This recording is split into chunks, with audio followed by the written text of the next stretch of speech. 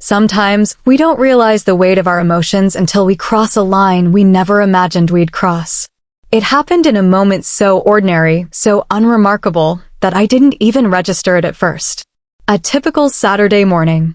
Sunlight filters through the curtains. The sound of Trip moving around downstairs, probably making coffee. Ray was home, packing his things for college, and I was trying to hold on to normalcy, pretending everything wasn't about to change. I was walking past his room when I saw the door was slightly open. He was standing there, pulling a t-shirt over his head, his back turned to me. It should have been nothing. Just my son, getting dressed. But something about the way he moved, the effortless strength, the confidence, made me pause. Before we go on, note that this video contains mature themes. If you find discussions about cheating, betrayal, and the emotional complexities of relationships to be distressing or uncomfortable, now would be the appropriate time to exit this video. But if you stay, I promise you, this story will stay with you long after it ends. If you want to grasp what happened that night, you first need to know me, my life, my decisions, and the people who molded me into the person I became. My name is Molly Ingram. I'm 36 years old. I've been married to Trip Wilson for over 17 years. If you had asked me a few years ago, I would have told you we had a solid marriage. We weren't perfect, but we were happy, or at least I thought we were. Lately, though, things have felt different. Trip and I have drifted in ways I can't quite explain. He works long hours, comes home exhausted. We still talk, but it's mostly about schedules, bills, and errands. There's an unspoken distance between us now. I try to remember the last time he looked at me, the way he used to. The last time I felt truly seen, truly wanted. I tell myself this is just what happens in long marriages. Life gets busy. Passion fades. You adjust, you settle. But deep down, I know it's more than that. Then there's my son, Ray Harmon. He just turned 18, and he's about to leave for college.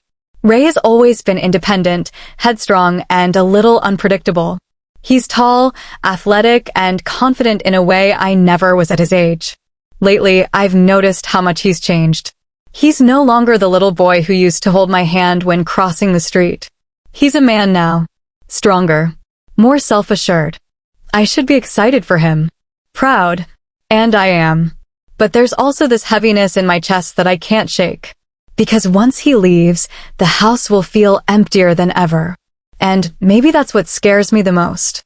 So as I saw him that Saturday morning getting dressed, something in me shifted. It wasn't an attraction. It wasn't desire. It was something deeper. More unsettling. It was the realization of just how much he had changed. How much time had passed without me fully noticing. Ray wasn't a little boy anymore. He wasn't the child I used to tuck in at night, whose scraped knees I used to kiss better. He was a man. Strong. Capable. Self-assured. And as I stood there, frozen in place, a thought crept in, one so foreign, so disturbing, that I immediately tried to push it away. Why am I feeling this way? It wasn't about him. It was about me. About what I had lost. About how, somewhere along the way, I had become invisible. I snapped myself out of it, walking away quickly, my heart pounding in my chest. The shame hit me almost instantly. I was ridiculous. Overthinking. But the moment stayed with me. For the rest of the day, I felt off. Disconnected. Every time I glanced at Ray, that feeling crept back in. Not attraction. Not anything close to that. But a painful, aching awareness of time slipping through my fingers. That night, lying in bed next to Trip, I stared at the ceiling, my mind racing. Trip was asleep already, his breathing steady, and his body turned away from me. We hadn't touched in weeks. Maybe months. I thought about all the times I'd tried to close the distance between us. The way he'd nod along when I talked but never really listened. The way he'd come home, exhausted, distracted, barely looking at me. The way he'd kiss me on the forehead instead of the lips was like I was a roommate, not his wife. I had done everything right, hadn't I? I had been faithful. I had been patient. I had been understanding. And yet I felt unseen. Unwanted. And that's when I realized what was happening. It wasn't Ray. It was the fact that he noticed me in ways Trip hadn't in years. It was the way he looked at me when I walked into a room, really looked. The way he laughed at my jokes. The way he actually listened when I spoke. It was the small things, the effortless attention, the way he made me feel like I still mattered. I hated myself for even acknowledging it. I buried the thought, forcing myself to sleep. The next morning, I pushed myself back into a routine. I cleaned. I worked. I cooked dinner. I convinced myself that yesterday was a fluke, a symptom of stress, of exhaustion, of everything weighing on me. But then came another moment. Another shift. Ray was sitting at the kitchen counter, scrolling through his phone, while I washed dishes. "Hey, Mom," he said, looking up. "You okay?" I turned to him, confused. "Yeah, why?" "You just seem, I don't know, different." For a second, I froze. Did he know? Could he sense it? I forced a laugh. "Just thinking about you leaving for college, that's all." His face softened. "I know. It's gonna be weird, huh?" I nodded, swallowing hard. And then he did something so simple, so innocent. He reached over and squeezed my hand. Just a brief touch. Nothing more. But it lingered. I didn't want him to go. Not just because he was my son, but because once he left, I'd be alone again. The weight of that truth hit me like a truck. And I knew I had to bury this. Push it down. Because if I let it in, if I allowed myself to acknowledge it for even a second, I wasn't sure I'd be able to come back from it. The car was packed to the brim. Boxes stacked high in the trunk. Bags crammed between the seats. Every inch of space was filled with the pieces of my son's life, ready to be moved into his new dorm. I should have felt proud. Excited, even. This was a milestone, after all. Ray was leaving for college, a moment every parent prepares for. Instead, I felt a quiet panic creeping into my chest. Tripp was driving, eyes fixed on the road, one hand resting lazily on the steering wheel. Ray sat in the back seat, and since there wasn't enough space, I was squeezed next to him, our arms brushing every time the car hit a bump. The space felt too small, the air too thick. It had only been a few minutes, but already, I could feel it, the tension, the restlessness inside me, like an itch just under my skin.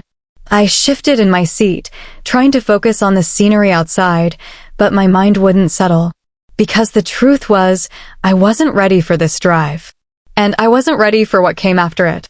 I folded my hands in my lap, gripping my fingers tightly. I could feel Ray beside me. His presence was impossible to ignore. Just last night, I had stood in his doorway, watching him pack. I had almost said something then, almost told him how I was feeling. But what was I supposed to say? Don't go? I'm afraid of what will happen when you leave. Instead, I swallowed it down, just like I always did. I stole a glance at him now. He was staring out the window, earbuds in, lost in whatever song was playing. And suddenly, I was hit with a thought so painful, so jarring, it made my breath catch. This is the last time we'll be like this. The last time he'll sit beside me as my child. This will be the last time I'll be part of his daily life. The last time I'll have the excuse to be this close, to protect him, to take care of him. I turned my gaze forward, blinking hard. I felt like I was mourning something that wasn't even gone yet. I shouldn't feel like this. But the emptiness in my marriage, the loneliness that had been growing for years, it had left me vulnerable in ways I hadn't realized. And now, trapped in this car, my emotions were unraveling faster than I could control them.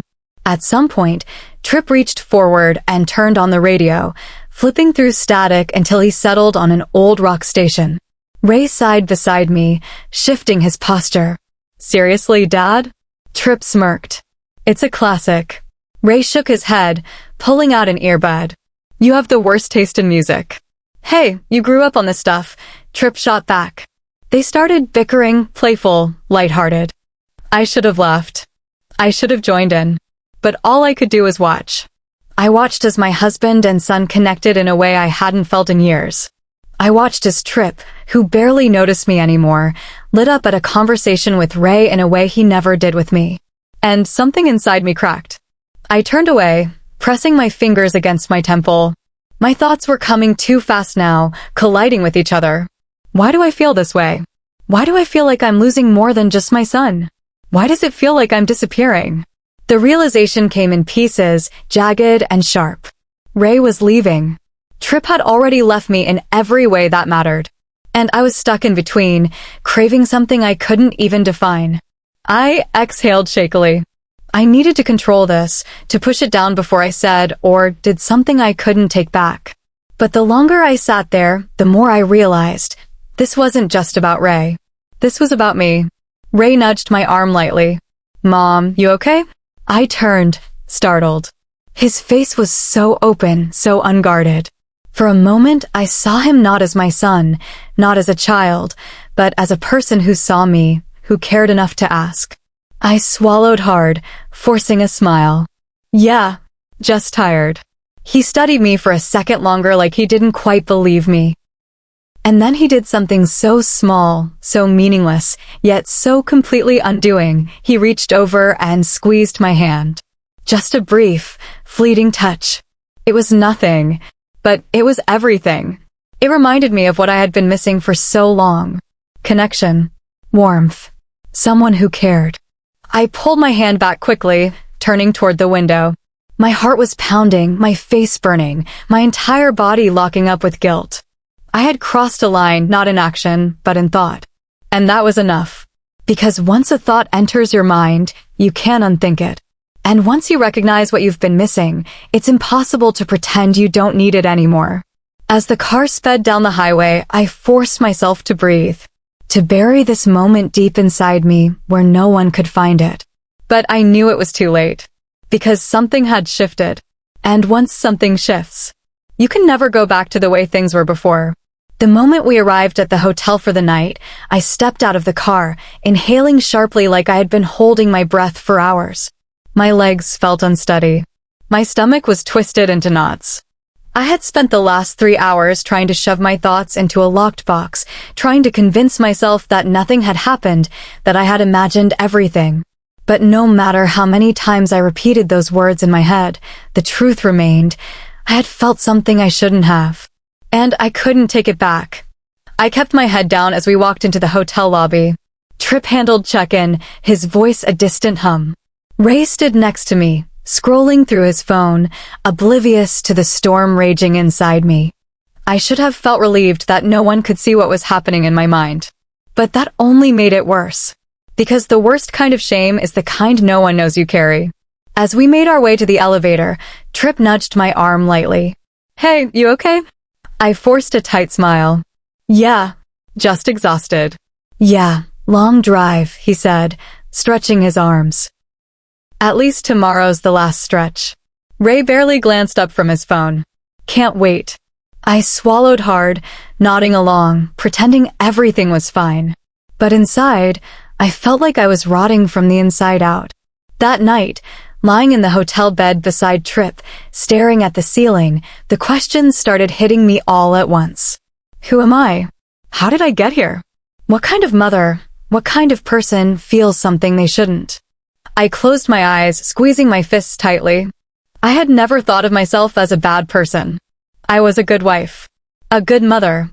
I had spent years making sacrifices, putting my family first. I had done everything right. So how did I end up here lying awake, drowning in shame, feeling like I didn't recognize myself anymore? I turned my head slightly, looking at Trip. He was asleep already, his face relaxed, his breathing steady. I tried to remember the last time I had felt something for him, real want, real longing. Nothing came. It had been years. And suddenly I understood. This wasn't about Ray. It never had been. It was about me. About how empty I had been for so long. The next morning, everything felt different. Not to them, it was just another day. Another stretch of highway. Another step closer to Ray moving into his new life. But to me, everything had shifted. I couldn't look Ray in the eyes without feeling like a fraud. I couldn't hold a conversation with Trip without hearing the hollow distance in my own voice. And the worst part? The fact that no one noticed. Because when you've been emotionally disconnected for so long, no one questions when you start fading even further. As we drove the final hours toward campus, I could feel the tension curling around me like a thick fog. Ray was excited, talking about his new dorm, his classes, his plans. Trip was chiming in, offering advice, giving fatherly wisdom. I stayed quiet, nodding, smiling when necessary, and speaking only when spoken to. But inside, my thoughts were spiraling. Should I tell someone? Should I say something? What would happen if I did? Would Trip see me differently? Would Ray? No, I couldn't. Because there was nothing to confess, nothing had happened. It had all been inside my own head. But wasn't that worse? Wasn't it worse to know that the problem wasn't external, that it wasn't about some fleeting mistake, but about something broken inside of me? As we pulled up to the campus, Ray leaned forward, looking at the towering buildings ahead. "We're here," Trip announced, stretching in his seat. Ray exhaled, shaking his head in disbelief. "Wow, this is really happening." I stared out the window, my chest tightening. Yes, it was. But what scared me more than Ray leaving was the fact that I knew, deep down, I would still feel this empty long after he was gone. The moment had come. Ray was standing outside the dorm, hands in his pockets, eyes scanning the crowd of students hauling boxes and hugging their families. This was it, his new beginning. And I was supposed to be happy for him. I was happy for him. But I was also terrified for myself. Trip was busy unloading bags, talking about setting up the room and making plans for dinner after. He was handling this transition the way he handled everything, with practicality and efficiency. Meanwhile, I stood frozen in place, feeling like my world had just tilted on its axis. Because once we got back in that car, once we drove home without Ray, there would be no more distractions. And I would have to face the life I had been avoiding. I forced a smile as Ray turned to me. "Guess this is it, huh?" I nodded, my throat tight. "Yeah, guess it is." He pulled me into a hug. A long one. And for a moment, I let myself hold on just a little too tightly. Then I let go. Because I had to. And just like that, he was gone. That night, back home, the house felt too big, too empty. Trip sat on the couch, flipping through channels, barely saying a word. And I sat in the dimly lit kitchen, staring at my reflection in the window, feeling more alone than I had in my entire life. This wasn't just about Ray leaving. This was about me realizing that I had been lost long before he ever packed his bags. It made me wonder, how many people live like this? Feeling like they are disappearing inside their own lives? How many marriages reach this point, where silence replaces love, where loneliness becomes normal?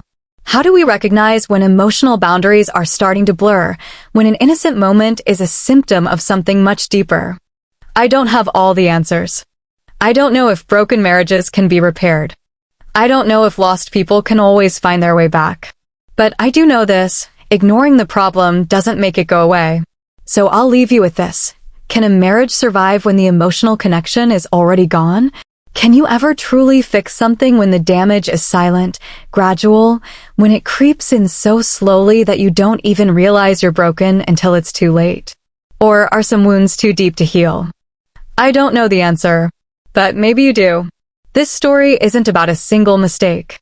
It's about what happens when emotional neglect, loneliness, and silence go unchecked for too long. It's about what we do when we feel invisible and how far we're willing to go just to feel seen again. So I ask you, have you ever felt emotionally lost in a relationship? What did you do to find yourself again? Because someone out there might be feeling this way right now. And maybe your answer is the one they need to hear. If my story resonated with you, don't forget to like and subscribe. Hit the notification bell to stay updated and share your thoughts in the comments. I'd love to hear from you. See you in my next video.